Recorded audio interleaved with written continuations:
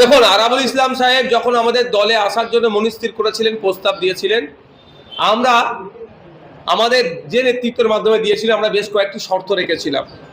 শর্তর অন্যতম ছিল গত পঞ্চায়েত নির্বাচনে যে খুন হয়েছে আমাদের 3টে কর্মী,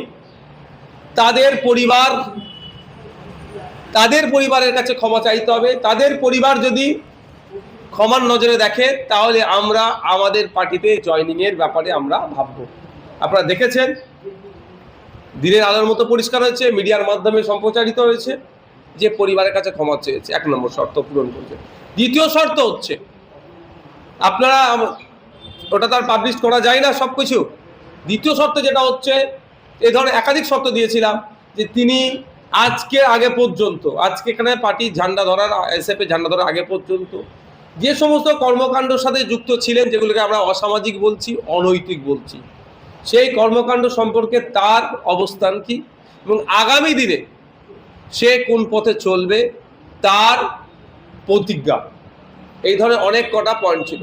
আমি একটা কথাই বলবো, লাভ জিন্দাবাদ, আইএসএফ জিন্দাবাদ, প্রাক্তন বিধায়ক আরাবুল ইসলামকে আইএসএফ এ স্বাগতম। শুনুন, কে কোথায় থাকবে, কে কোথায় জয়েন করবে, এটা আমাদের কোনো মাথা ব্যথা নয়। ভাঙড় তৃণমূল কংগ্রেস ঐক্যবদ্ধভাবে লড়াই করছে এবং জেতার জন্য লড়াই, আর সেই জয় আমাদের হবেই। এ লড়াই মমতা বন্দ্যোপাধ্যায়ের উন্নয়নকে সামনে রেখে লড়াই, এ লড়াই অভিষেক বন্দ্যোপাধ্যায়ের সেনাপতিত্বে আমাদের এই লড়াইয়ে তৃণমূল কংগ্রেসের কর্মীরা বদ্ধপরিকর।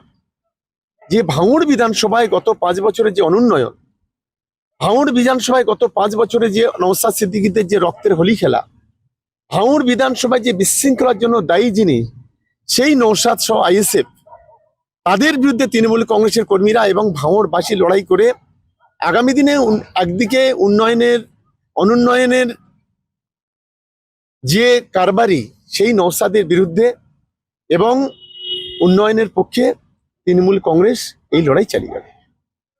ইন্ডিয়ান সেকুলার ফ্রন্টে আমি আজকে জয়েন করলাম। এখানে আমার রাজ্য কমিটির প্রেসিডেন্ট আছে, এখানে রাজ্য কমিটির জেনারেল সেক্রেটারি আছেন, এখানে আমার জেলার প্রেসিডেন্ট তিনিও আছেন, বা ক্যানিং বিধানসভার অবজারভার তিনিও আছেন এখানে। আমার যেটা বলার, আমি অনেক দিন আগে থেকেই মনের কাছে ঠিক করেছিলাম যে আমি ইন্ডিয়ান সেকুলার ফ্রন্টটা করব। ভাঙড় থেকে আমার দলীয় যারা কর্মী তৃণমূল কংগ্রেসের, তারা কিন্তু বারবার আমার বোঝানোর চেষ্টা করেছিল যে কোনোভাবে তোমাকে বসে থাকলে হবে না, তোমার অন্তত যে কোনো একটা জায়গায় যেতে হবে। তাই সর্বসম্মতিক্রমে ভাঙড়ের মানুষের কথা শুনে আমি কিন্তু ইন্ডিয়ান সেকুলার ফ্রন্টে যোগ দিয়েছি। আমি আমার নেতা আব্বাস সিদ্দিকী, নওশাদ সিদ্দিকী আমার নেতা, আমি তাদের নেতৃত্বের প্রতি আস্থা রেখে আজকে আমি আইএসএফে জয়েন করেছি। আমার প্রেসিডেন্ট আমার পাশে বসে আছে, আমার জেনারেল সেক্রেটারি রাজ্যের পাশে বসে আছেন, আমার জেলার প্রেসিডেন্ট আছে পাশে বসে, ক্যানিং বিধানসভার অবজারভার তিনিও বসে আছেন। আমি শুধু কয়েকটা কথা আপনাদের বলবো। আমার রাজনৈতিক জীবনে আমি 84 সাল থেকে মমতা বন্দ্যোপাধ্যায়ের সাথে কংগ্রেস, তারপরে মমতা বন্দ্যোপাধ্যায় যুব কংগ্রেস, তখন আমি ব্লকের প্রেসিডেন্ট, তারপরে পরপর তৃণমূল কংগ্রেস গঠন হওয়ার পর আজ পর্যন্ত আমি তৃণমূল কংগ্রেসের দায়িত্ব নিয়ে বিভিন্ন ক্ষেত্রে বিভিন্ন সময় কাজ করেছি। আজকে কেন ছেড়েছি দলটা, সেই কারণটা আপনাদের দুটো একটা বলতে হবে।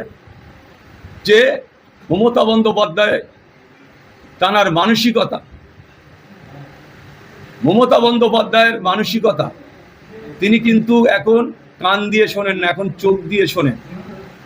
ভাঙড়ে এমন একজন কুখ্যাতকে ভাঙড়ে দায়িত্ব দেওয়া হয়েছে, শুধু কুখ্যাত নয়, তিনি নিজেও বলেছিলেন বোমবাদিস ক্যানিংয়ে, তুই এই করিস সেই করিস, মেশিন নিয়ে তুই ঘোরাঘুরি করিস। আমি সেই কারণে আমি বসে থাকতে পারিনি, তারপরে আমি সিদ্ধান্ত নিয়েছি যে আমি আইএসএফটা করব। আইএসএফটা সিদ্ধান্ত আজ থেকে কয়েক মাস আগে নিয়েছি, তারপরে পরপর প্রসেস চলতে আলোচনা করতে আজকে আমি দলে জয়েন করলাম। আমি শুধু একটাই কথা বলবো, যে দুজন পীরজাদা যাদের নেতৃত্বে গোটা রাজ্য কেঁপে উঠেছে, আজকে যাদের নেতৃত্বের প্রতি বাংলার মানুষ আস্থা রাখছে, আমি সেইরকম একজন ব্যক্তি, সেইরকম নেতৃত্বের হাতে হাত দিয়ে আজকে এই দলে আমি অংশগ্রহণ করলাম। এটা আমার গর্ব।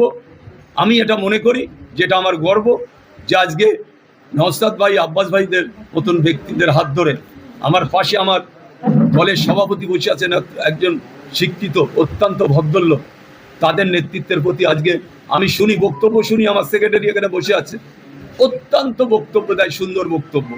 হয়তো আমরা এতটা ভালো বক্তব্য নাও দিতে পারি, তবে আগামী দিনে আমি শুধু একটা কথা বলবো যে ভাঙড় আর ক্যানিংয়ের শান্তি বজায় রাখার জন্যে একদিকে মানে সবাই মিলে ভাঙড়কে শান্ত করতে হবে। যেমন নওশাদ ভাই আছে, তিনি যেভাবে নির্দেশ দেবেন, যেভাবে আদেশ দেবেন, সেটা আমরা নির্দেশ আদেশ মেনে চলব।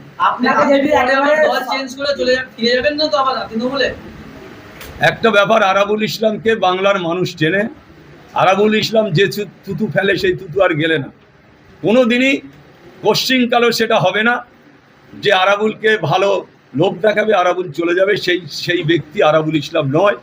আমি আবার বলছি যে কোনো কারণে আমি এই দলটায় যখন এসেছি, কোনো কারণে কোনো দলে যাবার কোনো প্রশ্ন নেই।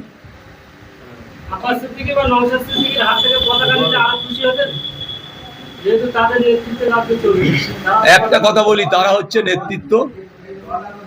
এই দলের সিস্টেম, আমি সিস্টেমটা বলি, আমি এই দলের কোনো এখনো নতুন সিস্টেম পাইনি।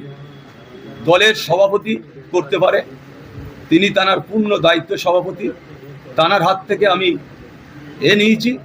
তবে আমি তানাদের সাথে কথা বলি, আমি আব্বাস ভাইজানের সাথে কথা বলি, আমি এই অনুষ্ঠানে অংশগ্রহণ করেছি। তানারা বড় দায়িত্বে আছে, তানাদের হাতে পতাকা নিলে খুশি হওয়াটা সেটা কোনো বড় কথা নয়। তানাদের নেতৃত্ব যিনি পতাকা তুলে দিয়েছেন সেটাই আমি খুশি, সেটাই আমি মেনে নিচ্ছি। আব্বাস ভাইজান নির্দেশ দিয়েছে, সেই নির্দেশ মেনে আমরা এখানে এসেছি। বিধানসভা চলছে, সামনে বিধানসভা ভোট, এই বিধানসভার মধ্যে যদি আপনাকে প্রার্থী করা হয়, কোন কেন্দ্রটাকে বেছে নেবেন? শুনুন, দল যে সিদ্ধান্ত নেবে আমি তার বাইরে নয়। আমি নতুন দলে ঢুকেছি, দলের নেতৃত্ব যেভাবে বলবে আমি সেইভাবে চলবো, তাদের নির্দেশ আদেশ মেনে। দল যদি মনে করে আমাকে টিকিট দেবে, নিশ্চয়ই সেটা নিয়ে আমি ভাববো। এক সময় দেখেছি ভাঙড়ের প্রতি আইএসএফের বিরুদ্ধে তীর্যক আক্রমণ করতে দেখেছি আপনাকে বারংবার, আজকে তাদের পাশে এসে আপনাকে কতটা বিশ্বাসযোগ্য মনে হচ্ছে? একটা কথা বলি, আমি শুধু এখানে এসেছি বিশ্বাসযোগ্যতা নিয়ে আসিনি। যাদের সাথে আমার লড়াই হয়েছে ভাঙড়ের মাটিতে, যেসব আইএসএফের নেতৃত্ব, তাদের সাথে একাধিকবার আমার সাথে বৈঠক হয়েছে। তাদের নির্দেশ, তারাও চেষ্টা করেছে যে আমাকে বলেছে আইএসএফ করতে হবে। তাদের মনের সাথে আমার মনের মিল হয়েছে ভাঙড়ের নেতৃত্বের সাথে। এখানে কোনো প্রশ্নই নেই যে তাদের সাথে আমার কিভাবে চলবো। আমি অলরেডি তাদের সাথে অন্তর বুকে বুক রেখে তাদের সাথে আমি চলছি অলরেডি 3 মাস। একাধিক বৈঠক হয়েছে আইএসএফের ভাঙড় বিধানসভার যারা নেতৃত্ব আছে 13টা অঞ্চলে, তাদের সাথে আমার একাধিকবার বৈঠক হয়েছে, একাধিকবার আলোচনা হয়েছে। তারা আমাকে জোর করে বলেছে ভাই এই দলটা করতে হবে। আমি মেনে নিয়ে, তাদের আন্তরিকতা ভালোবাসা মেনে নিয়ে আমি এই দলটায় অংশগ্রহণ করেছি। আপনাকে যদি আইএসএফ দল থেকে শওকত মোল্লার ডেরাতে দায়িত্ব দেওয়া হয়, আপনি কতটা একেবারে লড়াইয়ের মধ্যে প্রস্তুত হবেন না? জানতে পারবেন এই ব্যাপারটা শুনুন, আমি আজকে আর বেশি কিছু বলবো না। এটা পরবর্তীতে নিশ্চয়ই একদিনে বললে শেষ হয়ে যাবে। পরবর্তীতে আপনারা দেখতে থাকুন আরাবুল ইসলাম কি বলতে পারে। ভাঙড় বিধানসভায় যত নির্বাচন হয়েছে, তত নির্বাচনে আমরা হিংসা দেখেছি, বোমাবাজি, শেষ নির্বাচনও একই ছিল। আর একটা নির্বাচন আসছে, আজকে দুজন বোমবাজি দিয়ে আহত হয়েছে, আহত কথা নিহত হয়েছে। আপনি কি মনে করছেন, নতুন রাজনৈতিক দলে আসার পর এই ভাঙড়কে আপনি নিয়ন্ত্রণ করতে পারবেন? ভাঙড়ের সাধারণ মানুষ নিশ্চিন্তে ভোট দিতে পারবে? বা আইএসএফও কি ভাবছে ভাঙড়ের এই সন্ত্রাস আটকানো? শুনুন, এটা নিয়ে নওশাদ ভাই বলবে। 1 নম্বর কথা, আমি একটা কথা বলবো যে আমি নওশাদ ভাই চাই ভাঙড়ের শান্তি বজায় থাকুক। আমিও চেষ্টা করব, নওশাদ ভাইও চেষ্টা করবে, তিনি বিধায়ক। আমি 100% চেষ্টা করবো ভাঙড়ে আর কোনো রকম বড় ধরনের ঘটনা না।